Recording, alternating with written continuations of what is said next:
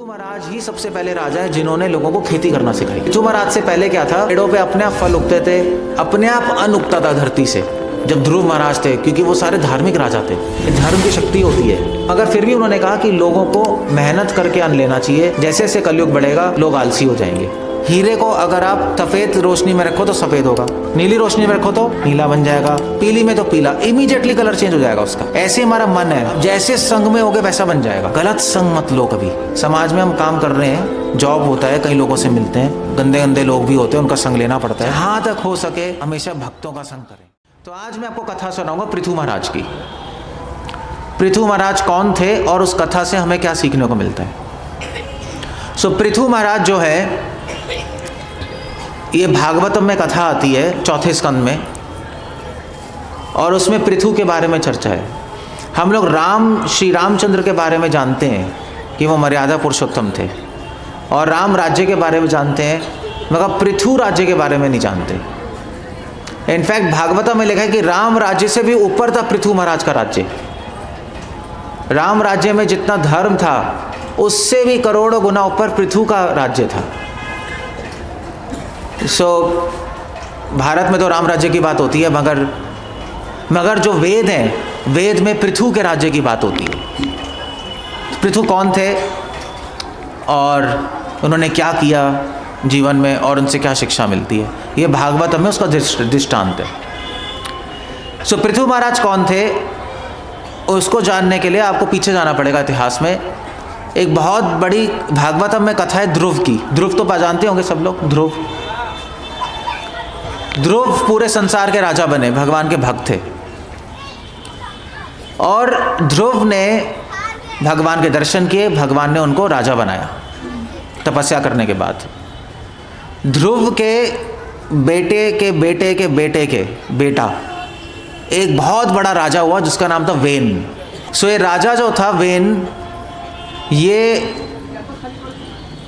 इसका दिमाग घूम गया, ये कंस जैसा बन गया, हिरण्यकशिपु जैसा बन गया। इस वेन ने बोला कि देखो आज से सारे यज्ञ बंद, सारे मंदिर बंद, सारे होम बंद, सारा दान बंद, सारे वेद का जो स्वाध्याय है, पठन पाठन, वो सब बंद कर रहा हूं मैं।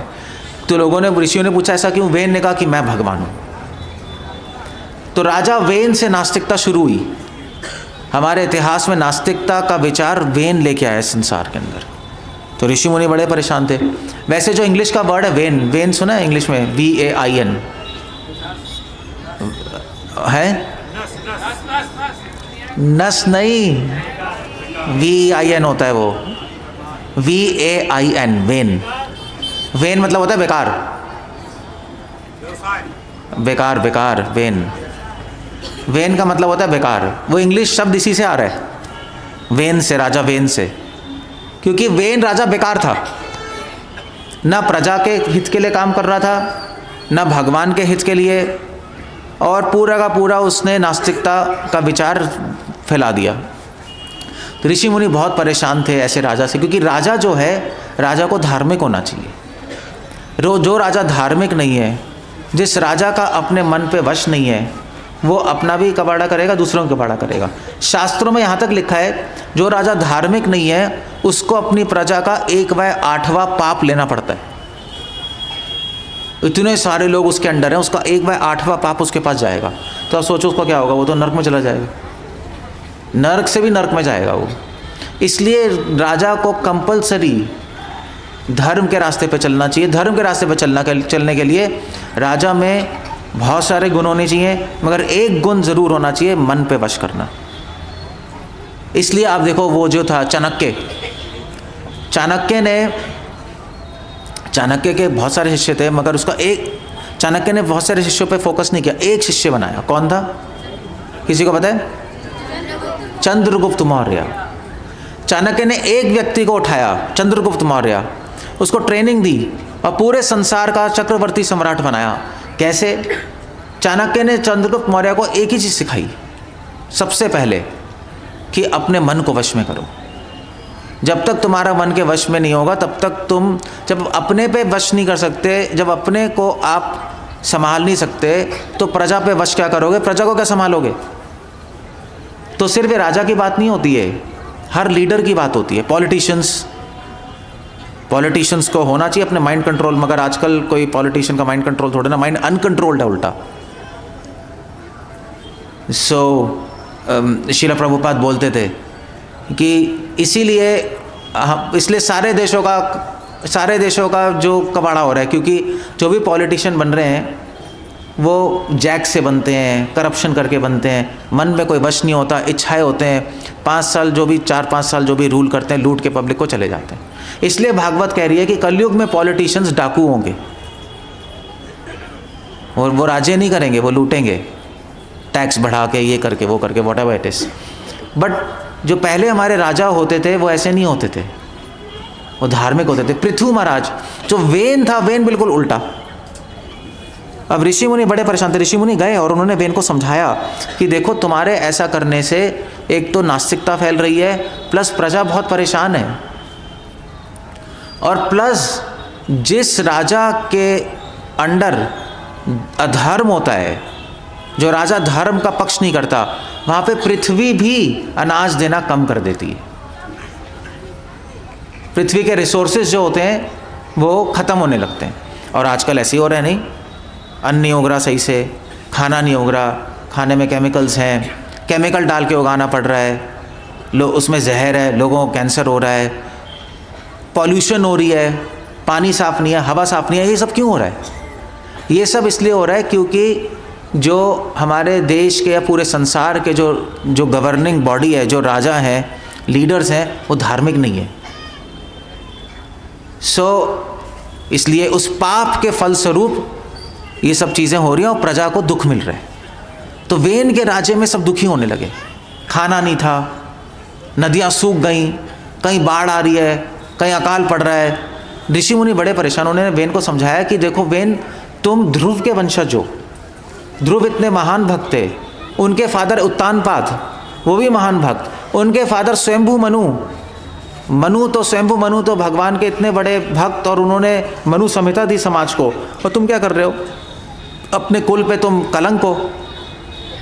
वेन ने कहा मैं नहीं सुनूंगा, मेरी पूजा करनी है करो, वरना मरने के लिए तैयार हो जाओ।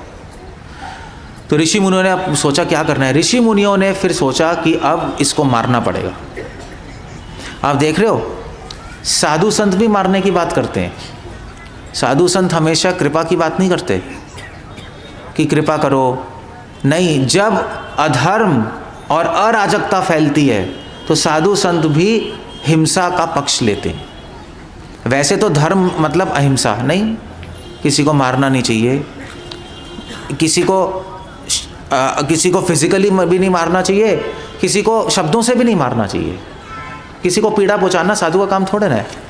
मगर जब पाप हो रहा होता है, पाप को रोकने के लिए साधुओं को भी कभी कभी एक्शन लेना पड़ता है। जैसे अब मतलब आपके यूपी के जो वो हैं, कौन है, योगी आदित्यनाथ, ये साधु हैं, मगर अब वो उनके अनुसार जो भी अधर्म हो रहा है यूपी में, उसको रोकने के लिए उन्होंने भी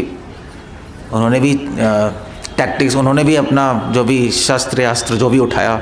उनका शस्त्र वो था ना बुलडोज़र ही है ना शस्त्र उनका। उन्होंने शस्त्र उठा लिया, बुलडोज़र, चलो भैया उड़ा दो सबको। सो करना पड़ता है कभी कभी। भगवान कृष्ण ने भी अर्जुन को बोला लड़ो। अर्जुन भक्त हैं, अर्जुन ने ही तो बोला कि मैं भक्त हूँ भगवान, मुझे तो कृपा करनी चाहिए, मुझे अहिंसा करनी चाहिए, मैं क्यों मारपीट में हूँ। भगवान ने कहा मारपीट ये नहीं है, ये अधर्म को हराने के लिए लड़ाई है, धर्म की स्थापना के लिए लड़ाई है। सारे ऋषि मुनियों ने कहा धर्म की स्थापना के लिए वेन का मरना बहुत ज़रूरी है। कौन मारेगा इसको? सब ने कहा कि हम यज्ञ करते हैं और यज्ञ करके मंत्रों से इसको मार देंगे, क्योंकि ऐसे तो मार नहीं सकते। उसके पास इतनी आर्मी, पूरे संसार का राजा, इतने सारे आर्मी, इतने सारे लड़ने वाले लोग कैसे मारेंगे। ऋषि मुनियों ने वहाँ पे यज्ञ किया और यज्ञ में उन्होंने मंत्र बोला। उस मंत्रों से उन्होंने एक घास ली और घास को उन्होंने शस्त्र बनाया। तो घास को मंत्रों से वो बना दिया, क्या कहते हैं उसको जैसे तीर नहीं होता, तीर, उसको मंत्रों से घास को तीर बनाया और घास फेंक के उसको मार डाला। तो उन्होंने मंत्र बोला, हुम मंत्र, ये शास्त्रों में लिखा है। सो हुम की पावर से उन्होंने, वो वेन मर गया, उसी वक्त मर गया, इंस्टेंटली मर गया वो। सब हाहाकार मच गया, राजा मर गया, क्या होगा। ऋषि मुनियों ने कहा कि अब ये मर गया है तो अब क्या करना है, अब दूसरा राजा चाहिए। क्योंकि जिस देश में राजा नहीं होता, जिस देश में अधार्मिक राजा होता है, दोनों के दोनों नष्ट हो जाते हैं। सो ये तो अधार्मिक था, लोग परेशान थे, इसको मार दिया। अब एक नई प्रॉब्लम शुरू हो गई, राजा ही नहीं है। अब उस टाइम इलेक्शन नहीं होते थे, ऐसे नहीं होता था कि इलेक्शन कर रहे हैं, इलेक्शन की बात नहीं होती थी। तो उस टाइम ऋषि मुनि चुनते थे राजा कौन बने। सो अब ऋषि मुनि ने कहा अब नेक्स्ट राजा कौन है। अब वेन का बच्चा भी नहीं था, चक्कर ये, पुत्र भी नहीं है, वंशज भी नहीं है जिसको राजा की गद्दी दें। तो उन्होंने एक अजीब सी चीज़ की इतिहास में जो कभी नहीं हुई। क्या किया उन्होंने वेन के शरीर को मथना समझते हो आप, जैसे दही को नहीं मथते, दही को मथते हैं ना, उससे क्या निकालते हैं, दही से मक्खन निकालते हैं, और मक्खन से फिर घी निकलता है ना। तो उन्होंने क्या किया, उन्होंने उसके शरीर को मथा। अब मथा कैसे, उन्होंने मंत्रों से, तो ये हमारे शास्त्रों में लिखा है, उन्होंने मंत्रों से क्या किया, उन्होंने मंत्रों से उसके शरीर के अंदर जो है जितने भी तत्व हैं उसको प्रेरित, उत्तेजित किया। अग्नि तत्व, तो हमारे शरीर में 5 तत्व है ना, पृथ्वी, जल, वायु, अग्नि, आकाश। तो मंत्रों से अभिमंत्रित करके उनको हिलाया। वह दिखाई नहीं देगा, अंदर सेल्यूलर लेवल पे काम चल रहा था। तो अंदर मंत्रों से उसके शरीर में ऊर्जा डाली, ये तो समझते एनर्जी डाली उसके अंदर, एनर्जी डालते रहे। और फिर क्या हुआ, उसके फलस्वरूप उसके शरीर के अंदर से एक काला आदमी निकला, बहुत काला, मतलब वो इतना काला था कि जो अंधेरा भी डर जाए उससे, इतना काला था। ऐसे काले लोग आपने देखे नहीं होंगे इंडिया में, अफ्रीका में शायद होंगे, वो यहाँ नहीं है, इतना काला था वो। तो वो निकला, तो सारे ऋषि मुनियों ने कहा तू बैठ जा। तो वो बैठ गया साइड में। क्योंकि वो बैठ गया इसलिए उसका नाम रखा निषाद। निषाद संस्कृत में मतलब होता है बैठना, निषाद। तो बैठ गया। तो ऋषि मुनियों ने कहा ये कौन आ गया। वो कौन था निषाद, वो वेन के अंदर जितना पाप था वो पाप ही एक पुरुष बन के बाहर निकल गया, क्योंकि इसलिए उसका नाम रखा पाप पुरुष। तो वेन को मथ के ऋषि मुनियों ने पहले उसके शरीर में से पाप निकाला और पाप का स्वरूप बन गया वो आदमी। और उस निषाद को बोला कि तुम जंगल चले जाओ। क्या कुछ हो रहा है नदी अबरू है?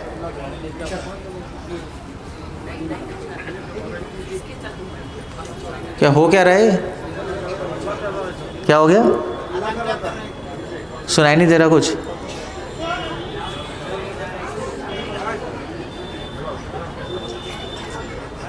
बलराम हो क्या रहे?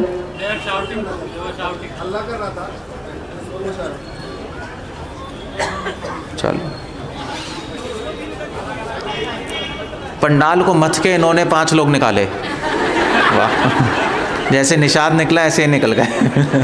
That's a good idea.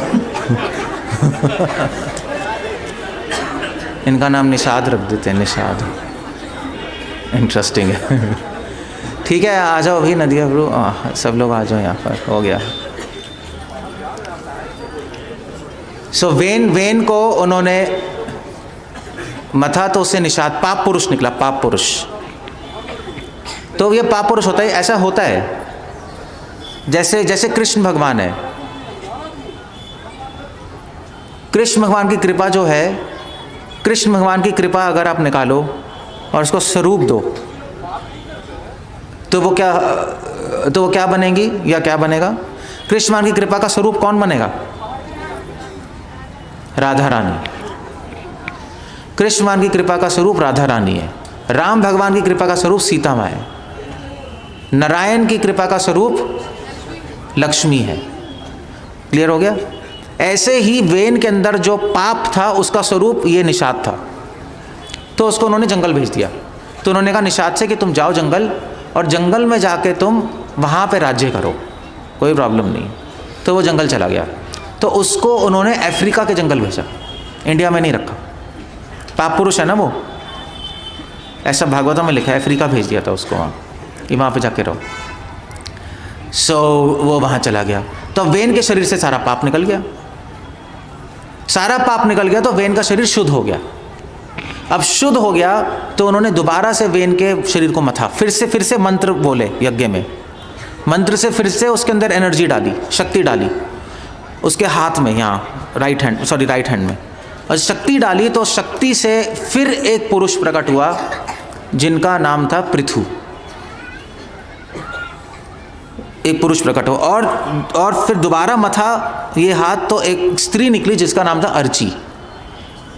तो दो व्यक्ति निकले, एक पुरुष और एक स्त्री, पृथु और अर्ची। तो उन्होंने देखा ये कौन आ गए। तो उन्होंने देखा कि जो पृथु थे उनके राइट हैंड पे चक्र का निशान था। जो चक्र नहीं होता जो भगवान के हाथ में होता है, चक्र का निशान। उनके पैरों पे कमल का निशान था। इमीडिएटली सारे ऋषि मुनि समझ गए कि विष्णु का अवतार है, साधारण पुरुष नहीं है। क्योंकि विष्णु के जो अवतार होते हैं स्वयं विष्णु होते हैं। उनके हाथों में गदा, चक्र और क्या होता है, शंख और पद्म, उसके निशान होते हैं। उनके हाथ में सारे निशान थे।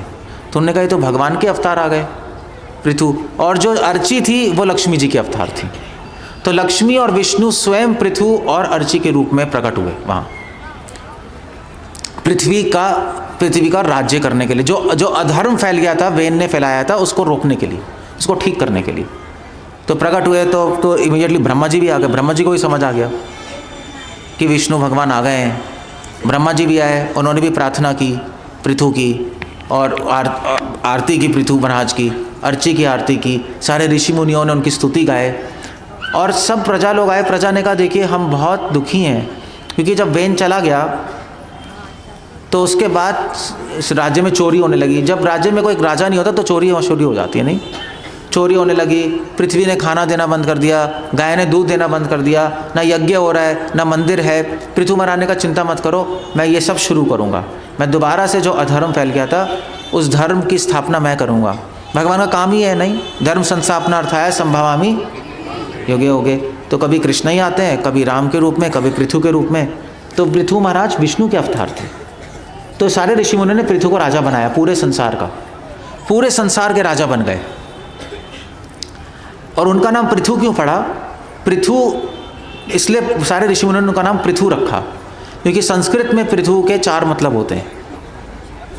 एक मतलब होता है पृथु का बड़ा, जो बहुत बड़ा है, जिसका मन और जिसका हृदय बहुत बड़ा है, जो सब पे कृपा करते हैं। एक मतलब ये। दूसरा मतलब है जो बड़ा होता है वो इम्पॉर्टेंट भी होता है, महत्वपूर्ण। पृथु का मतलब महत्वपूर्ण भी होता है। पृथु जो है अपने जीवन में बहुत सारे बड़े बड़े काम करेंगे, बहुत महत्वपूर्ण काम करेंगे। पहले ही ऋषि मुनियों ने उनके जीवन की भविष्यवाणी कर दी। तीसरा मतलब होता है पृथु का कि क्या कहते हैं, उदार। पृथु महाराज बहुत उदार राजा थे, जो प्रजा के लिए कुछ भी करने को तैयार थे। और चौथा मतलब होता है पृथु का भारी, डिटरमाइंड। पृथु महाराज दृढ़ निश्चित है कि मेरे जीवन का लक्ष्य क्या है? मेरे जीवन का लक्ष्य दूसरों का कल्याण करना है। तो उनका नाम पृथु रखा। उनकी लक्ष्मी जी का नाम रखा अर्ची। अर्ची मतलब होता है सूर्य की रोशनी, जो पृथु महाराज का प्रकाश है। सो दोनों के दोनों को राज्य सिंहासन दिया। पृथु महाराज ने राज्य किया और पृथु महाराज ने सोचा कि सबसे इम्पोर्टेंट क्या है, सबसे पहले क्या करना चाहिए। सबसे पहले उन्होंने पूरे पृथ्वी पे मंदिर बनवाए, विष्णु के पूरे पृथ्वी पे मंदिर बनवाए, यज्ञ शुरू करवाए ऋषि मुनियों के। और पृथु महाराज ने पृथ्वी देवी को बोला कि अब आप दोबारा से अन्न दीजिए। पृथ्वी देवी ने सारा अन्न छुपा लिया था, क्योंकि वेन के पापों के कारण पृथ्वी ने सारा अन्न छुपा लिया। तो पृथु ने कहा कि अब तो वेन मर गया है, अब आप दोबारा से अन्न दीजिए। पृथ्वी देवी से उन्होंने रिक्वेस्ट की। तो पृथ्वी देवी ने कहा देखो मैं तो अन्न नहीं दे सकती अब, क्योंकि इतने सारे लोग जो हैं वो भी सब पापी बन चुके हैं, और पापियों को मेरा मन नहीं है कि मैं पापियों को अन्न दूँ। ना वो भगवान की भक्ति करते हैं और पाप करते हैं, इसलिए मैं नहीं चाहती उनको अन्न मिले। उनको अन्न मिलेगा भी तो उसमें न्यूट्रिशन नहीं होगा। न्यूट्रिशन समझते हो? कैसे कहेंगे, हाँ पोषक तत्व नहीं होगा। वो खाएंगे, उनको अगर अन्न उगा भी लेंगे वो, तब भी उसमें पोषक तत्व नहीं होगा। मैं नहीं दूंगी इन पापियों को, ये अच्छा है मर जाए। पृथ्वी महाराज को बहुत गुस्सा आया। उन्होंने कहा पृथ्वी, तुम्हारा धर्म नहीं है सोचना कि ये पापी है पुण्यवान है। तुम्हारा धर्म है इंसान मनुष्यों का पालन करना। पाप और पुण्य का काम विष्णु करेंगे, ये तुम्हारा काम नहीं है। पृथ्वी देवी ने मानी नहीं बात, तो पृथ्वी महाराज अपना तीर कमान लेकर पृथ्वी को मारने के लिए निकले। उन्होंने कहा, पृथ्वी महाराज ने कहा देखो तुम अपना कर्म ठीक से नहीं कर रही, तुम अपने अधिकार से ऊपर बढ़ रही हो। तो पृथ्वी देवी के पीछे आकर पृथ्वी देवी ने गाय का रूप ले लिया। अब गाय का रूप क्यों लिया? क्योंकि गाय को और ब्राह्मण को मारा नहीं जाता कभी भी। गाय, ब्राह्मण और स्त्री का कभी भी वध नहीं किया जाता, शास्त्रों में लिखा है। गाय, ब्राह्मण, स्त्री और बच्चे, उनका वध नहीं होना चाहिए। स्पेशली गाय और ब्राह्मण। गाय और ब्राह्मण का वध तो भगवान भी नहीं करते। सो पृथ्वी देवी ने गाय का रूप ले लिया, डर के मारे कि वो तो मुझे मार देंगे। वो भागी। पृथ्वी महाराज जहाँ जहाँ भाग रही थी, पृथ्वी महाराज ने पीछा नहीं छोड़ा।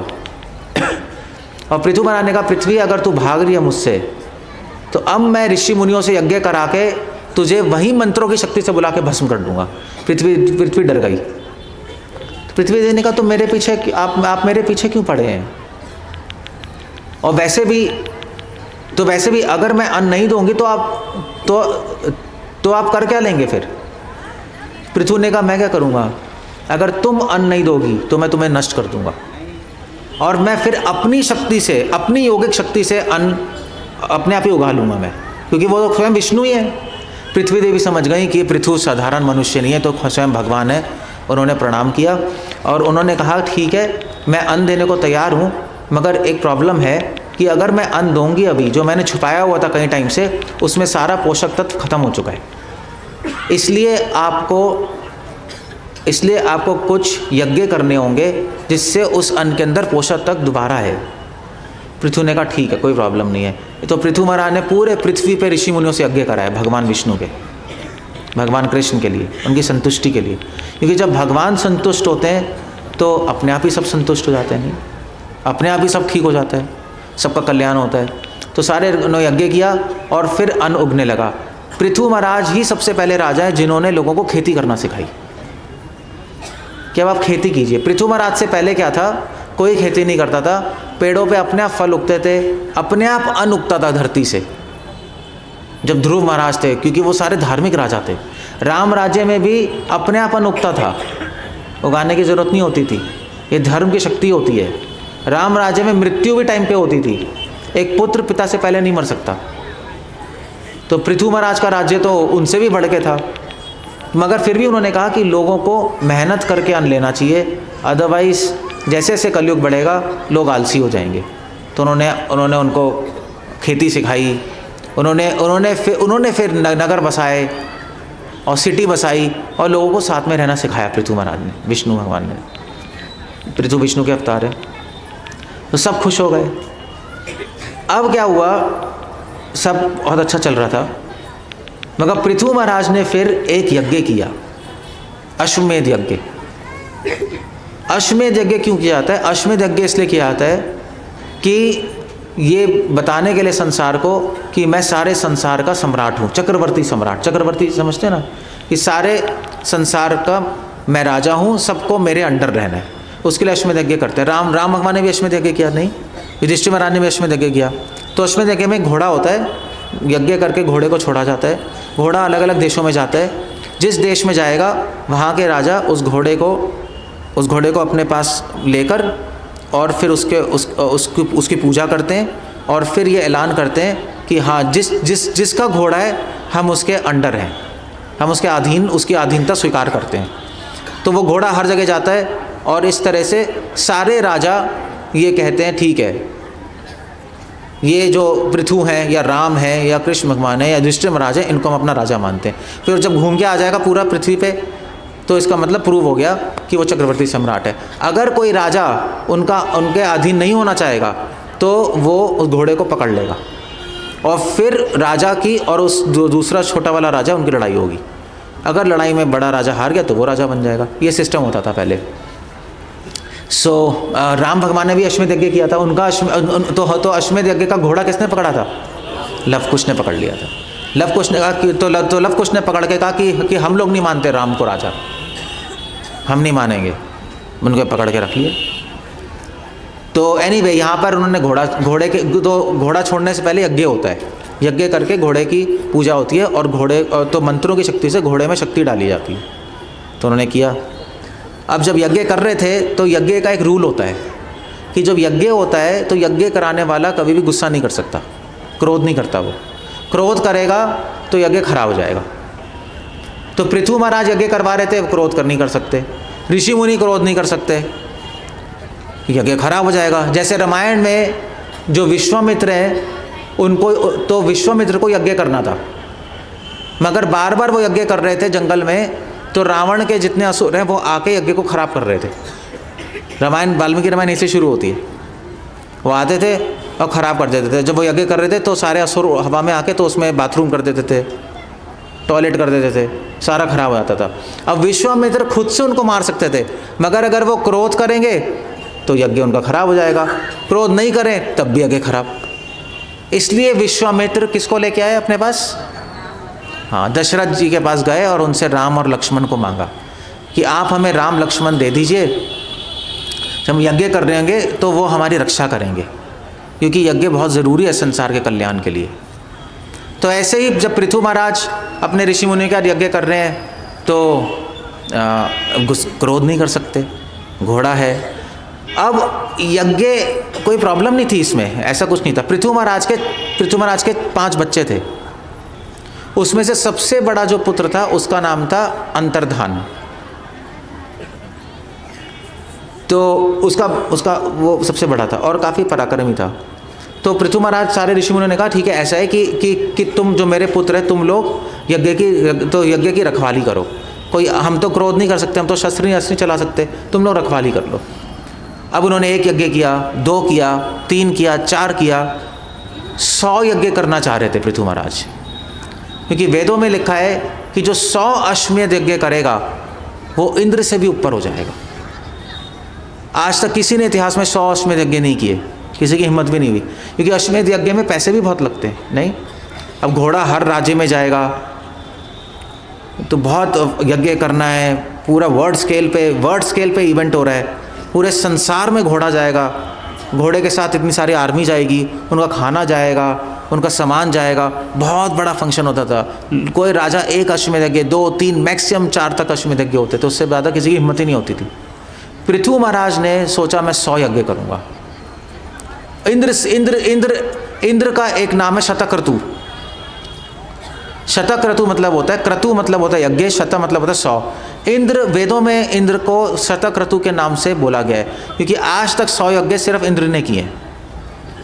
पृथु ने कहा कि मैं भी 100 यज्ञ करूँगा, तो उन्होंने 100 यज्ञ की ठान ली।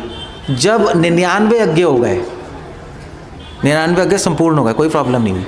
जब 100वां यज्ञ चल रहा था तो इंद्र ने सोचा कि अगर ये 100 यज्ञ कर लेंगे पृथु, तो आज से इनका नाम भी क्या पड़ जाएगा? शतक्रतु पड़ जाएगा, ये मेरे समान आ जाएंगे। इंद्र को ये सहन नहीं हुआ कि मेरे समान आ जाए। तो इंद्र ने क्या किया? इंद्र ने कहा इनका यज्ञ भंग करना पड़ेगा। ऐसा नहीं कि इंद्र गंदे आदमी हैं, इंद्र तो देव हैं। मगर इंद्र को इस बात की टेंशन थी कि वेदों में लिखा है इंद्र को शतक्रतु कहते हैं। अगर पृथु भी शतक्रतु बन गए तो वेद झूठे हो जाएंगे, क्योंकि वेदों के स्तुति में लिखा है केवल एक ही व्यक्ति शतक्रतु, केवल एक ही व्यक्ति 100 अश्वमेध यज्ञ करता है। कौन करता है? इंद्र। अगर पृथु ने भी कर लिया है तो वेद झूठे हो जाएंगे। इसलिए वेदों की मर्यादा की रक्षा करने के लिए उन्होंने कहा ये 100 यज्ञ मुझे करने नहीं देना, क्योंकि वेद झूठे हो गए तो संसार नष्ट हो जाएगा। वेद सनातन है नहीं, सनातन सत्य हैं, वेद झूठे नहीं हो सकते। तो वेदों की मर्यादा की रक्षा करने के लिए इंद्र ने कहा अभी घोड़ा चोरी करना पड़ेगा, ये तो यज्ञ रोकना पड़ेगा। तो इंद्र क्या हुए? अब इंद्र को पता भी था कि जो पृथु है वो गुस्सा कर नहीं सकते। अब पृथु बहुत स्ट्रांग थे, जब पृथु महाराज जो है जो पृथ्वी को मार सकते हैं, पृथ्वी डर के भागेगी, तो इंद्र ने कहा भाई ये तो विष्णु के अवतार हैं, तो मुझे भी मार सकते हैं। मगर उनको संतावना दी, चलो यज्ञ कर रहे हैं वो, इसलिए यज्ञ करेंगे तो मुझे मार नहीं पाएंगे, मैं घोड़ा चोरी कर लूँगा और यज्ञ ख़त्म कर दूँगा। इनफैक्ट मज़े की बात यह है, मैं भूल गया कि पृथु महाराज के नाम पे ही पृथ्वी नाम पड़ा है। पृथ्वी नाम क्योंकि पृथु महाराज ने जो तो पृथ्वी नाम पढ़ने से पहले उनको बोलते थे धरा, भूमि। तो भूमि देवी जो थी उनको पृथु महाराज ने अपनी कृपा से छोड़ दिया था, ठीक है आप जाइए, आपको मैं छोड़ता हूँ, आप अन्न दे दीजिए। तो इसलिए भूमि देवी ने कहा आज से मेरा नाम क्या पड़ेगा, पृथ्वी, पृथु से पृथ्वी। तो इंद्र ने कहा चलो ये तो ठीक है, अब ये मुझे मार नहीं पाएंगे, मैं घोड़ा चोरी करके भंग कर दूंगा। तो इंद्र ने क्या किया, इंद्र उस यज्ञ में सन्यासी का रूप लेके आए, घेरवे वस्त्र पहने, डंडा पकड़ा, सन्यासी के रूप में, कोई पहचान ही नहीं पाया कि इंद्र है, और छुपके से घोड़े को चोरी करके ले गए। तो छुपके से घोड़े को चोरी करके ले गए। अब सारे ऋषियों ने देखा लो घोड़ा है ही नहीं, इसको बिठाओ, इस बच्चे को, किसका बच्चा है, और just take him out, you know. तो इंद्र सन्यासी का वेश लेके आए, किसी को पता नहीं लगा, चोरी करके ले गए घोड़े को। अब ऋषि मुनि ने कहा घोड़ा ही नहीं है, यज्ञ कैसे होगा, अश्वमेध यज्ञ, अश्वमेध यज्ञ मतलब अश्व, घोड़ा, यज्ञ होगा कैसे।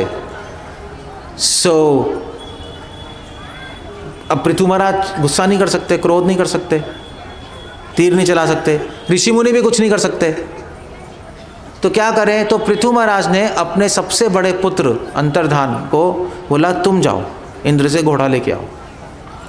तो वो इंद्र के पीछे भागे। इंद्र सन्यासी के वेश में थे, सन्यासी के वेश में थे, इसलिए उनका पुत्र मार नहीं पाया उनको, क्योंकि सन्यासी को वध करना नहीं चाहिए, तो मार नहीं पाए। इंद्र भाग रहे थे घोड़ा लेके, तो उसने क्या किया, तो वो वापस आ गया। उसने कहा कि मैं कुछ नहीं कर सकता, मैं इनके पीछे भाग रहा था। इंद्र ने सन्यासी का वेश लिया, उनको मार नहीं सकता मैं, क्योंकि सन्यासी का वेश में अगर मारेंगे तो साधु हत्या हो जाएगी। तो ऋषि मुनि ने कहा कोई प्रॉब्लम नहीं है, ये हमें पता ही है इंद्र है, और ये ऐसे चोरी करने आए हैं। चाहे सन्यासी हो चाहे कोई भी हो, जो अधर्म के पक्ष पे है उसको मारने में पाप नहीं लगता।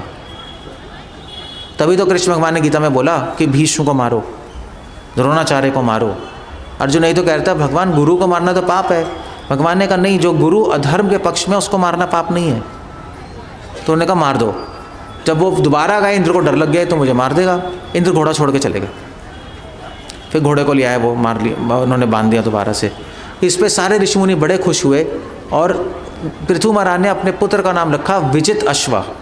अश्व मतलब घोड़ा, विजित मतलब जीतना। इसने इंद्र से भी घोड़ा जीत के लिया है, विजित अश्वा। पृथु महाराज के बाद राजा यही बने थे, विजित अश्वा। आ गए वो, आराम से लेकर घोड़ा बांध दिया। इंद्र दोबारा से आए वहाँ, दूसरा भेष बना के। इस बार उन्होंने काले कपड़े पहने थे, हाथ में खोपड़ी पकड़ी हुई थी, और लाल सा तिलक मोटा सा लगा रखा था। आए और फिर घोड़ा चोरी करके ले गए। फिर से विजित अश्व उनके पीछे गए, और इंद्र भाग गए वहाँ से, घोड़ा वापस लेके आ गए। तो इस तरह से दोबारा से इंद्र ने सोचा मैं चोरी करूँगा। इस बार ऋषि मुनि ने कहा देखिए इंद्र तो ऐसा अपनी छोड़ेंगे नहीं घोड़े को चोरी करना, क्योंकि वो चाहते ही नहीं 100वां अश्वमेध यज्ञ हो। इस बार हम क्या करते हैं, हम लोग अपने मंत्रों की शक्ति से इंद्र को यहीं बुला के भस्म कर देते हैं, हम ऐसा करेंगे। पृथु ने कहा ठीक है, आप जो कहते हैं ठीक है, क्योंकि इंद्र ठीक काम नहीं कर रहे। इंद्र अपने एंगल से सोच रहे थे मैं ठीक कर रहा हूँ, मगर दूसरे एंगल से नहीं सोच रहे थे कि वो ठीक नहीं कर रहे। क्योंकि अगर भगवान की इच्छा होगी तो 100वां यज्ञ होगा, इच्छा नहीं होगी तो 100वां यज्ञ होगा ही नहीं। भगवान पे छोड़ना था, अपने हाथ में थोड़ी लेना था वेदों की रक्षा करना। अब वैसे भी पृथु महाराज विष्णु के अवतार हैं। अगर पृथु महाराज का 100वां यज्ञ हो भी जाता तब भी वेद झूठे नहीं होते, क्योंकि वेदों में शतक्रतु इंद्र का नाम है, तो शतक्रतु विष्णु का भी तो नाम है। सारे नाम तो भगवान के ही हैं। अगर शतक्रतु पृथु महाराज बन जाते तब भी वेद झूठे नहीं होते। इंद्र को समझ नहीं आया, तो ऋषि मुनि ने कहा इसको मार ही देते हैं। तो वो मंत्र बोल रहे थे, सारे मंत्र बोल के जब फाइनल आहुति देने वाले थे तो ब्रह्मा जी आ गए। ब्रह्मा जी का रुको एक बार, ये तुम गलती कर रहे हो, क्योंकि यज्ञ हो किसके लिए रहा है? यज्ञ विष्णु के लिए हो रहा है। और इंद्र कौन है? इंद्र को भगवान विष्णु ने ही बिठाया है। सारे देवताओं के राजा इंद्र हैं। यज्ञों में सारे देवता होते हैं। जिन देवताओं के लिए और विष्णु के लिए यज्ञ कर रहे हो, उनके राजा को ही मार रहे हो। पागल हो गया तुम लोग। उन्होंने रुकवाया और ब्रह्मा जी ने कहा कि ब्रह्मा जी ने पृथु महाराज को, पृथु आपको 100 यज्ञ करने की ज़रूरत नहीं है, क्योंकि आप पहले ही भक्त हैं, आप पहले ही भगवान के अवतार हैं, आपको क्या ज़रूरत है? अगर आपके यज्ञ करने से किसी को प्रॉब्लम हो रही है तो यज्ञ का कोई फ़ायदा नहीं है, क्योंकि यज्ञ करने से तो सबको शांति मिलनी चाहिए। और आपके यज्ञ करने से मनुष्य क्या, देवता अशांत हो रहे हैं, तो इस यज्ञ का कोई फ़ायदा नहीं, आप रोक दीजिए। और इससे कोई फ़र्क नहीं पड़ता कि आप 100 यज्ञ कर पा रहे हैं नहीं कर पा रहे हैं। आपके 99 यज्ञ भगवान विष्णु ने, भगवान कृष्ण भगवान ने स्वीकार कर लिए हैं। भगवान खुश हैं आपकी भक्ति से। इनफैक्ट आपको तो 99 के, आपको तो एक ही यज्ञ काफ़ी था। सो पृथु महाराज ने ब्रह्मा जी का आदर करते हुए यज्ञ करना बंद कर दिया और ब्रह्मा जी वहाँ से चले गए। अब उसके बाद विष्णु भगवान स्वयं इंद्र को लेके आए वहाँ। अब विष्णु भगवान जब आए यहाँ पर तो एक बड़ी अजीब सी बात हुई। भगवान विष्णु जब भी किसी को दर्शन देते हैं, पहली बात तो दर्शन हरे को देते नहीं। दर्शन किसको देते हैं? दर्शन उसको देते हैं जिसका शुद्ध मन होता है और शुद्ध चरित्र होता है। पृथु महाराज राजा होते हुए भी परम शुद्ध थे, हमेशा धर्म का पक्ष लेते थे और अपना राजा का धर्म उन्होंने बहुत अच्छे से निभाया। इसलिए भगवान बहुत खुश थे। भगवान इसलिए आए विष्णु, और इसलिए भी आए क्योंकि राजा बन के भक्ति करना बड़ा मुश्किल है। नॉर्मल आदमी बन के भक्ति करना तो आसान है, ज़्यादा टेंशन नहीं है। राजा को तो पूरे संसार की टेंशन है, और फिर भी भगवान में मन लगाना ऑलमोस्ट इम्पॉसिबल है, असंभव है। नहीं, 1000 काम है, 1000 चीज़ें कैसे लगाएंगे? तो जैसे राजा पृथु हैं, वैसे ही बाइबल में किंग सोलोमन है। किंग सोलोमन भी बहुत बड़े राजा थे पूरे पृथ्वी के, वो भी महान भक्त थे। तो ऐसा कोई ज़रूरी नहीं है कि हम गृहस्थ हैं तो हम कम भक्ति कर पाएंगे, वो सन्यासी हैं तो ज़्यादा भक्ति कर पाएंगे, हम राजा हैं तो इतनी टेंशन है तो अभी भक्ति नहीं कर सकते, हम बिजनेसमैन हैं तो भक्ति नहीं कर सकते। ये सब गलत है कहना। जहाँ चाहा वहाँ रहा। भक्ति को कोई नहीं रोक सकता। आप किसी भी अवस्था में हो अपने जीवन के, आप भक्ति कर सकते हो। पृथु महाराज भक्ति कर रहे थे, भगवान के बड़े भक्त थे। लोग भगवान के दर्शन लेना चाहते हैं, भगवान अपने दर्शन देने आए पृथु को। ये पृथु की भक्ति थी भगवान के लिए। पृथु महाराज खुद भगवान के शक्ति आवेश अवतार हैं, जीवात्मा है मगर भगवान की शक्ति है उनमें। तो भगवान स्वयं नारायण स्वयं उनको दर्शन देने आए। इससे बड़ी भक्ति क्या होगी? इससे बड़ी भक्ति किसी ब्रह्मा जी की भी नहीं है। भगवान आए और भगवान इंद्र को लेके आए। और भागवतों में लिखा है कि जब भगवान विष्णु आए, जब उन्होंने देखा पृथु को, तो भगवान विह्वल हो गए। भगवान की आंखों में आंसू आ गए अपने भक्त को देखकर। ऐसे भक्त भगवान को देखकर परम आनंदित होते हैं, ऐसे भगवान भी अपने भक्तों को देखकर परम आनंदित होते हैं। पृथु महाराज ने की लाइफ में बड़ी सारी प्रॉब्लम आई, फिर भी उन्होंने धर्म का पक्ष नहीं छोड़ा, उन्होंने भक्ति नहीं छोड़ी। भगवान बहुत खुश थे, भगवान आंखों में आंसू आ गए। भगवान इतने विह्वल हो गए कि भगवान ने अपना पैर ज़मीन पर रखा अपने आप को संभालने के लिए। जब भी भगवान दर्शन देते हैं, कोई भी देवी देवता दर्शन देते हैं, ज़मीन को छूते नहीं। ये पृथ्वी पे पाप होते हैं मनुष्यों के, पृथ्वी से ऊपर रहते हैं 1 इंच। युधिष्ठिर महाराज का जो रथ था वो भी 2 इंच ऊपर चलता था पृथ्वी के, क्योंकि धार्मिक राजा थे। मगर इस बार पहली बार भगवान विष्णु ने पृथ्वी पे पैर रखा, क्योंकि वो अपने आप को संभाल नहीं पाए। और फिर भी नहीं संभाल पाए तो उन्होंने जो गरुड़ जी हैं उन पे एक हाथ रख लिया अपने आप को संभालने के लिए। पृथु महाराज देख के बहुत खुश हुए कि भगवान मुझसे कितना प्रेम करते हैं। सो भक्त के लिए सबसे ज़रूरी क्या है? भक्त के लिए ज़रूरी नहीं है कि वो प्रेम करे भगवान से, भक्त के लिए ज़रूरी है कि भगवान उससे प्रेम करे। वो देखकर वो विह्वल हो गए। पृथु महाराज भी कुछ बोल नहीं पाए, कुछ नहीं बोल पाए। पृथु महाराज भी भगवान को देखते रहे, स्तुति करना चाहते थे, कर नहीं पाए। भगवान अपने भक्त को देख रहे हैं, भक्त भगवान को देख रहे हैं। सो भगवान ने कहा पृथु, भगवान ने इंद्र को बोला, इंद्र पृथु से माफ़ी मांगो, से माफ़ी मांगो। ये क्या कर रहे हैं पीछे? हरि बोल, हरे कृष्णा। ये आप जगह जगह मत बनाइए वहाँ पर प्लीज़। जो खड़े हैं खड़े हैं। जगह बनाने का पॉइंट क्या है? सब बात कर रहे हैं, सब बोल रहे हैं। That's okay, just leave it. So आप लोग चुप बैठिए, सब लोग please please keep quiet everybody. चुप बैठिए वरना आपको हम निकाल देंगे यहाँ से। आप जगह मत बनाओ, जो बोले उसको डंडा मारो सीधा। ये होना चाहिए यार। चुप बैठ जाओ थोड़ा टाइम, 5 मिनट चुप बैठना। न्यू ईयर है वैसे भी, आप हैप्पी, मतलब चुप बैठोगे तो हम खुश हो जाएंगे। और प्लीज़ आप लोग हिलाओ मत इनको। क्या है बकवास आइडिया है जगह बनाना। इतनी भीड़ में एक चींटी भी नहीं आ सकती, आदमी कैसे आएगा? सो मैं क्या कह रहा था, मैं भूल जाता हूँ क्या कह रहा था मैं। आई जस्ट फॉरगॉट। तो भगवान विष्णु ने कहा इंद्र से कि आप माफ़ी मांगिए। इंद्र ने माफ़ी मांगी पृथु से, मगर इंद्र जाके पृथु महाराज के पैर छूने वाले थे। पृथु महाराज ने कहा नहीं, आप पैर मत छूइए, ये भक्त होता है। ऑल्दो इंद्र ने यज्ञ भंग करने की कोशिश की, क्योंकि वो वैष्णव हैं, इसलिए उन्होंने इंद्र को आदर दिया। उन्होंने कहा आप पैर मत छूए, आप मुझसे बड़े हैं। ये भक्त है। भक्त त्रिनादपि सुनीचे न। भक्त एक तृण से भी अपने आप को नीचे मांगता है। ऑल्दो पृथु इतने बड़े भक्त हैं कि भगवान उसको दर्शन देने आए हैं, तो इस बात का उनको कुछ भी अहंकार नहीं है।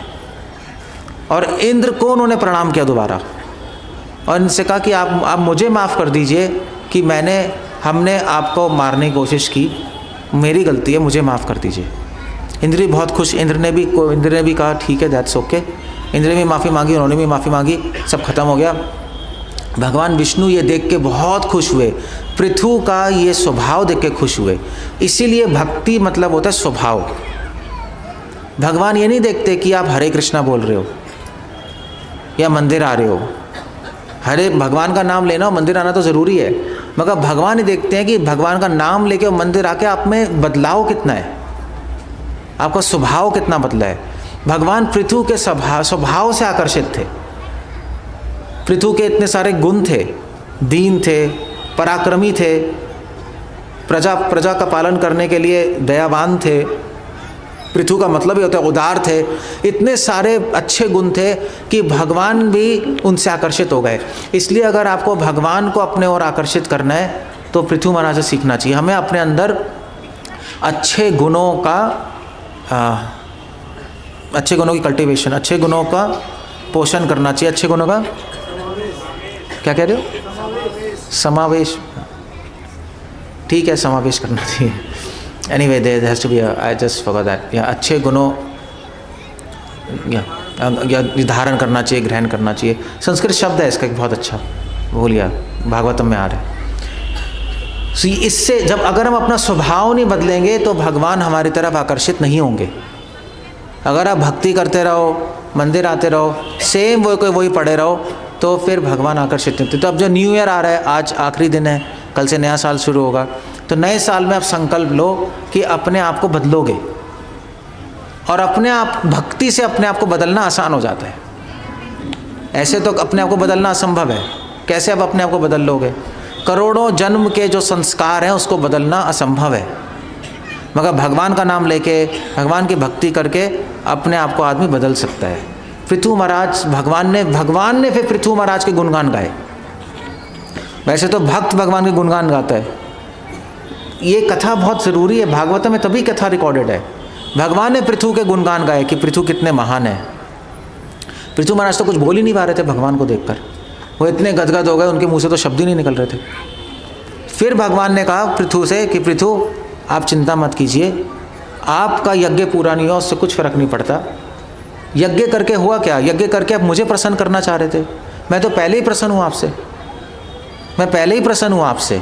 आपको तो यज्ञ करने की ज़रूरत ही नहीं थी। हाँ, आप यज्ञ इसलिए कर रहे थे लोगों को सिखाने के लिए कि यज्ञ, दान, तप हर एक मनुष्य को करना चाहिए, मगर मैं आपसे खुश हूँ, इसलिए आपको कोई ज़रूरत नहीं है।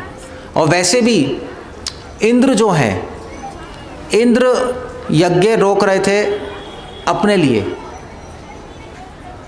एक कारण इंद्र का ये भी था, चलो वेदों की मर्यादा ना टूटे, मगर इंद्र ने ये सारा, वो उनको ये भी लग रहा था उनसे ऊपर कोई चला जाएगा।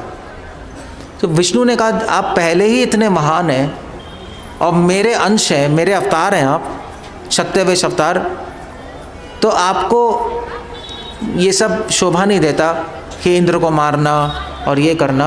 आप ऐसा कीजिए, मैं आपको आशीर्वाद देता हूँ कि आपका मन सदैव मेरे चरणों में लगा रहे। मुझसे कुछ मांगना चाहते तो मांगिए। पृथु महाराज ने भगवान से ऐसी चीज़ मांगी जो आज तक किसी ने नहीं मांगी, किसी ने भी नहीं मांगी। पृथु महाराज ने भगवान से कहा, भगवान, लोग भगवान से क्या मांगते हैं? हमें मोक्ष दीजिए। साधारण लोग तो धन, जन, सुंदरी इच्छाएं मांगते हैं। ये महान जो लोग होते हैं, महात्मा होते हैं, भगवान से नहीं मांगते। मोस्टली भगवान से तो मोक्ष मांगते हैं या भगवान से भगवान को ही मांग लेते हैं। पृथु महाराज ने वो भी नहीं मांगा। वृत्रासुर ने भगवान से कृष्ण प्रेम मांगा, वो भी नहीं मांगा उन्होंने। पृथु महाराज ने क्या बोला? पृथु महाराज ने कहा, भगवान मुझे एक ही चीज़ दीजिए। दो चीज़ मांगी, मुझे दो चीज़ दीजिए। एक तो मैं आपके भक्तों का संग कर पाऊँ, आपका संग नहीं, आपके भक्तों का संग। भगवान ने सुन के बहुत खुश हुए कि ये मेरे भक्तों का संग करना चाहता है। सारी दुनिया मेरा संग मांगती है, मगर ये मेरे भक्तों का संग करना चाहता है। भगवान कृष्ण ने खुद ने अर्जुन को बोला है अग्नि पुराण में कि जो अपने आप को मेरा भक्त कहता है वो मेरा भक्त नहीं है, जो मेरे भक्तों का भक्त है वो मेरा भक्त है। पृथु महाराज ने कहा, मुझे आप बस अपने भक्तों का संग दीजिए, उनकी सेवा दीजिए। भगवान बहुत खुश हुए। भगवान ने कहा दूसरा, और उन्होंने दूसरी चीज़ मांगी कि मेरे को 1000 कान दे दीजिए, 1000 जीवा दे दीजिए और 1000 हाथ दे दीजिए, जिससे मैं 1000 जीवाओं से आपका नाम लेता रहूं, 1000 कानों से आपकी कथा सुनता रहूं, 1000 हाथों से आपकी सेवा करता रहूं। ये दो चीज़ें आज तक कभी किसी ने नहीं मांगी है, जब स्पेशली भगवान उनके सामने हो। वैसे तो लोग मांग सकते हैं वैष्णव सेवा दीजिए, आपकी कथा में रुचि दीजिए। भगवान ही सामने आ गया और ये ऐसी चीज़ मांग रहे हैं। भगवान ही सामने आ गया और वो कह रहे हैं, भगवान मुझे आप नहीं चाहिए, मुझे आपके भक्तों का संग चाहिए। क्यों?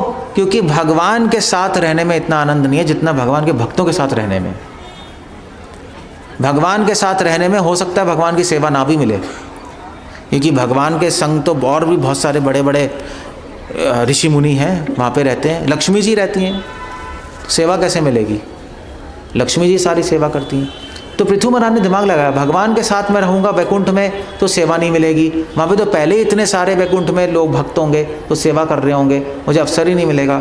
अगर भगवान के भक्तों के साथ रहूँगा तो शायद सेवा मिल जाए, क्योंकि भगवान के भक्त मुझे सेवा का अवसर दे देंगे। डायरेक्ट भगवान के साथ तो नहीं मिलेगी सर्विस। तो भगवान इतने खुश हुए पृथु से, ये सुन के रूपा गोस्वामी भी अपने बुक में श्लोक कोट कर रहे हैं कि मेरे 1000 कान हो जाएं, 1000 आँख हो जाए, 1000 हाथ हो जाएं। ये प्रार्थना किसी ने नहीं की। सारे लोग तो प्रार्थना करते हैं कि हमें जन्म मृत्यु से, शरीर से मुक्ति मिल जाए। पृथु महाराज ने प्रार्थना की, मुझे शरीर चाहिए, मैं शरीर छोड़ना नहीं चाहता, बल्कि शरीर में और ज़्यादा इंद्रिय चाहिए मुझे। इससे उन सारी 1000 कान आँख हो जाए कि 1000 आँखों से आपके दर्शन करता रहूँ। बिल्कुल उल्टी प्रार्थना है ये, आज तक किसी ने ऐसी प्रार्थना नहीं की। सो पृथु महाराज की प्रार्थना सुन के भगवान विष्णु बहुत खुश हुए। भगवान विष्णु ने कहा, अब आगे जाकर आप पूरी पृथ्वी का राज्य कीजिए। आगे जाकर आपको सनत 4 कुमारों का संग मिलेगा। सनत, सनातन, सनत कुमार ब्रह्मा जी के पुत्र हैं, उनका संग मिलेगा। वो भी आपको उपदेश देंगे और आप हमेशा भगवान की भक्ति में लगे रहिए और कभी भी गलत संग मत करिए। 2 इंस्ट्रक्शन दी उनको, पृथु को, कि आप कभी भी कुसंग मत कीजिए, गलत लोगों का संग मत कीजिए, और हमेशा भगवान कृष्ण की भक्ति में लगे रहिए। अब देख रहे कितने कितने बड़े भक्त पहले पृथु, इतने बड़े भक्त, इतने बड़े भक्त हैं, इतने बड़े महात्मा हैं कि भगवान खुद दर्शन करने आ रहे हैं, फिर भी उपदेश कैसा है? उपदेश ऐसा है जैसे नए आदमी को मिल रहा है कि हमेशा भगवान कृष्ण का स्मरण कीजिए और गलत संग मत लीजिए। इससे पता लगता है कि भक्ति को अगर कुछ चीज़ खराब कर सकती है, बड़े बड़े लोगों को भी गिरा सकती है, तो वो गलत संग गिरा देती है। इसलिए चैतन्य महाप्रभु से पूछा था वैष्णव कौन है? महाप्रभु ने बोला, अलग अलग उत्तर दिए, मगर महाप्रभु ने बोला कि असत संग त्याग ऐ वैष्णवाचार, गलत संग को छोड़ना ही भक्ति है। अगर आप संसार में गलत संग तो बहुत है, जैसे आज न्यू ईयर में सब शराब भी पिएंगे, शराब पिएंगे, मस्ती करेंगे। अगर आप भी उनके साथ रहोगे तो आप भी ऐसा करोगे। तो जैसा संग वैसा रंग। इसलिए अगर भक्ति करनी है तो संग लेने में बहुत कॉशियस रहना चाहिए, बहुत सावधानी रखनी चाहिए। तो आप कहोगे हम तो किसी का संग नहीं लेते। वेल, हम संग ले रहे हैं। आप किसी का संग नहीं लेते, आप पूरी दुनिया का संग लेते हो इंटरनेट से। इंटरनेट मतलब पूरी दुनिया का संग लेना। तो इसलिए आप देखो, इस्लाम में मूवी देखना, वीडियो देखना हराम माना जाता है। सुना है आपने? सब हराम है। आप तो मतलब यहाँ पे कोई सऊदी अरब गया? सऊदी अरब गया यहाँ पर कोई? अगर कोई सऊदी अरब जाओगे आप, मुस्लिम कंट्रीज़, वहाँ पे आपको कोई भी नहीं मिलेगा जिसके हाथ में फ़ोन है ही नहीं वहाँ पे कोई। सबके हाथ में कुरान होगी। पुलिस वालों के हाथ में भी कुरान है वहाँ, वो खाली टाइम में कुरान पढ़ते रहते हैं, क्योंकि वीडियो देखना अलाउड ही नहीं है उनको। अच्छे मुस्लिम वहाँ पे भी होंगे गंदे लोग जो छुप छुप के करते होंगे काम, मगर वहाँ पे थोड़ा ऐसा है, वहाँ पे उनके शास्त्रों ने मना किया है। ऐसा नहीं कुरान ने मना किया है, हमारे शास्त्रों ने भी मना किया है कि गलत संग मत लो, गलत चीज़ मत देखो, गलत चीज़ मत सुनो, उससे करोड़ों जन्म के संस्कार बन जाते हैं। एक बार विष्णु पुराण में लिखा है कि एक राजा था, वो अपने हाथी पे जा रहा था, तो उसका बचपन का दोस्त आया, और बचपन का दोस्त पापी बन गया था, शराब पीता था, डाकू डालता था और गंदे काम करता था। तो आया तो राजा ने अपने बचपन का दोस्त देखा, तो उसने हाथी रोक दिया और उससे कुछ बात की 1 मिनट के लिए कि कैसे हो, क्या है। तो उस बचपन के दोस्त ने कहा, अरे मैं तो मज़े करता हूँ, शराब पीता हूँ, ये करता हूँ, वो करता हूँ, बड़े ऐश कर रहा हूँ। तो राजा ने ठीक है 1 मिनट सुना, चला गया आगे। फिर जब वो मरा तो राजा बहुत ही पुण्यवान था। जब वो मरा तो यमराज ने कहा, हे राजन, आपको पुण्य का फल चाहिए पाप का? राजा ने कहा, मैंने जीवन में कोई पाप ही नहीं किया, मैंने तो पुण्य ही किया है। तो उन्होंने कहा, कौन से पाप की बात कर रहे हैं? तो उन्होंने कहा, जो तुमने अपने दोस्त से 1 मिनट बात की थी वो पाप किया तुमने, क्योंकि वो पापी था वो। तो राजा ने कहा, ऐसे भी होता है, बात करने से ही पाप लग जाता है? यमराज जी ने कहा, हाँ, क्योंकि जो तुमने बात की अपने दोस्त से 1 मिनट, उसके संस्कार तुम्हारे मन में चले गए, क्योंकि तुम उससे आसक्त थे, तुम्हारा दोस्त था ना, तो उसके मन में चले गए। इसलिए उसको धोने के लिए तुम्हें उसकी सज़ा सहनी पड़ेगी। विष्णु पुराण में कथा आती है। तो इसलिए कहा जाता है, जैसे हीरा होता है, हीरे को अगर आप सफ़ेद रोशनी में रखो तो सफ़ेद होगा, नीली रोशनी में रखो तो नीला बन जाएगा, पीली में तो पीला, इमीडिएटली कलर चेंज हो जाएगा उसका। ऐसे हमारा मन है, मन हीरे की तरह, अब जैसे संग में होगे वैसा बन जाएगा 1 सेकंड में। इसलिए भगवान विष्णु ने पृथु को यही बोला, गलत संग मत लो कभी, वरना मेरी प्राप्ति असंभव है। जहाँ तक हो सके, समाज में हम काम कर रहे हैं, जॉब होता है, कई लोगों से मिलते हैं, काफ़ी चीज़ें तो हम अवॉइड नहीं कर सकते, गंदे गंदे लोग भी होते हैं, उनका संग लेना पड़ता है, बट जहाँ तक हो सके हम हमेशा भक्तों का संग करें। बहुत बड़ी बात कह दी विष्णु ने। इनफैक्ट जितने भी महात्मा हुए हैं, जितने भी संसार में महात्मा हैं, उनके गुरु ने यही उपदेश दिया, गलत संग मत लो। जीवा गोस्वामी को उनके गुरु ने बोला गलत संग मत लो, नरोत्तम दास ठाकुर को बोला उनके गुरु ने गलत संग मत लो, भक्ति विनोद ठाकुर ने अपने शिष्य भक्ति सांता को बोला गलत संग मत लो, मध्वाचार्य जी के गुरु ने बोला मध्वाचार्य को गलत संग मत लो। सारे वैष्णव संप्रदाय में एक ही इंस्ट्रक्शन है, नाम लो और गलत संग मत लो। सही नहीं भगने तो गलत भी मत लो, बस। तभी हम भक्ति कर सकते हैं, तभी हमारा मन शुद्ध रहेगा, वरना हमारा मन विचलित हो जाएगा, भगवान की सेवा में नहीं लगेगा, जहाँ तक हो सके। अब हम कमज़ोर हैं वो तो बात अलग है, जहाँ तक हो सके। पृथु को 2 उपदेश दी। पृथु महाराज ने हाथ जोड़ के उन उपदेशों को स्वीकार किया और भगवान विष्णु वहाँ से चले गए। उसके बाद पृथु महाराज राजा बने, पूरे पृथ्वी पर राज्य किया, और अंत समय में उन्होंने, अब समय आ गया कि अब राज्य छोड़ने का समय आया, क्योंकि पहले ज़माने में लोग संन्यास भी लेते थे। पृथु महाराज ने अपने पुत्र विजयदशवा को राज्य दिया और राज्य छोड़ने के लिए तैयार हो गए। ये भी बहुत बड़ी बात है। पूरे पृथ्वी के राजा, उसको छोड़ना मुश्किल होता है। एक घर को छोड़ना ही मुश्किल होता है, वो तो पूरे पृथ्वी के राजा हैं। इतना ऐश्वर्य, इतना नेम फेम, पूजा प्रतिष्ठा, सब कुछ छोड़ के निकल गए हो, सब कुछ छोड़ के निकल गए जंगल में। उन्होंने कहा बस ठीक है, अब मैं भगवान पे पूरा चिंतन करूँगा, मेरा धर्म पूरा हो गया है, अब मैं अपने पुत्र को धर्म, अपना राज्य देकर मैं जा रहा हूँ।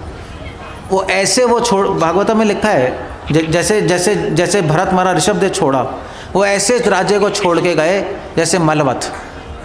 जैसे हम टॉयलेट करके बाहर निकलते हैं तो क्या सोचते हैं टॉयलेट के बारे में? कोई सोचता है हाय मेरी टॉयलेट, फ्लश कैसे करूं, मेरे अंदर से निकली है, उसको भी लेके बैंक में रख लेता हूं, ये मेरी है ना। कोई नहीं सोचता, और जल्दी से फ्लश करके भैया ख़त्म करो, बाहर निकलो।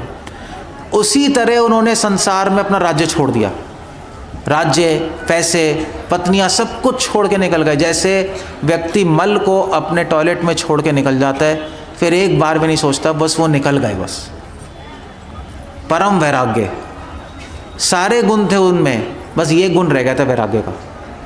अंदर तो हृदय में दिखाई नहीं दिया। पृथु महाराज ने वो भी दिखा दिया कि देखो, जो महान पुरुष होते हैं उनके पास सब कुछ होता है भगवान की कृपा से।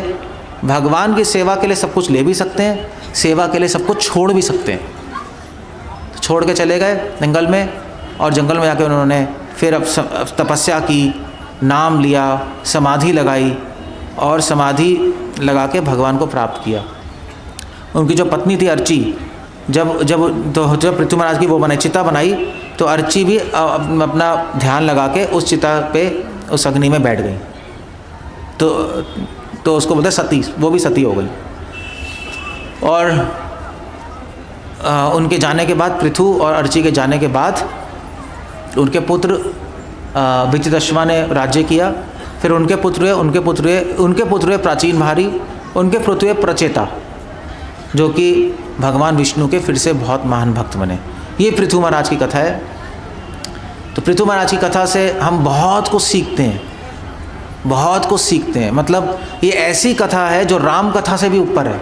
लोगों को पता नहीं है, लोगों को राम के बारे में पता है, श्री रामचंद्र, और ऑफ कोर्स राम भगवान तो राम ही थे।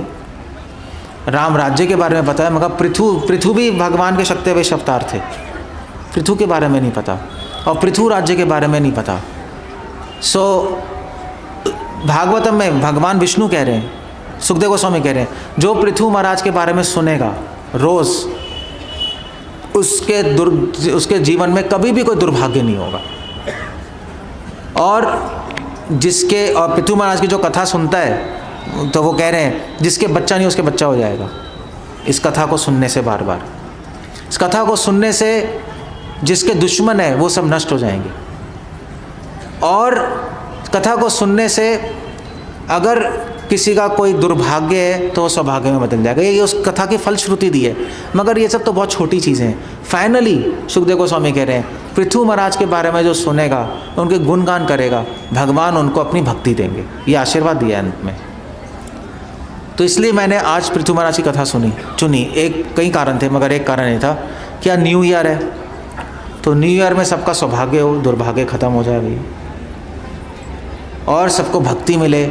इसलिए मैंने सोचा कि पृथु महाराज की कथा आपको सुनाऊं, कि एक बार मात्र सुनने से एटलीस्ट आपका नया साल अच्छा तो होगा और सबको भक्ति मिलेगी। हाँ, जो वो बात है, जो ध्यान से सुन रहे हैं उनका सौभाग्य होगा, जो शोर मचा रहे थे उनका सौभाग्य नहीं होगा। अब कथा के बाद आप देख लो आप क्या कर रहे थे, तो वो आपको प्रॉब्लम है। सो ये पृथु महाराज की कथा है। अगर समय मिले तो आप जाके पढ़िएगा, 4थे स्कंद में कथा, रोज़ पढ़िए, रोज़ पढ़ने को कहा। रोज़ पढ़ने से तो भगवान की पूर्ण कृपा होती है, और प्लस रोज़ पढ़ने से हमें भक्ति हमें समझ आएगी, भक्ति क्या होता है, भक्त क्या होते हैं। हरे कृष्णा। श्रील प्रभुपाद की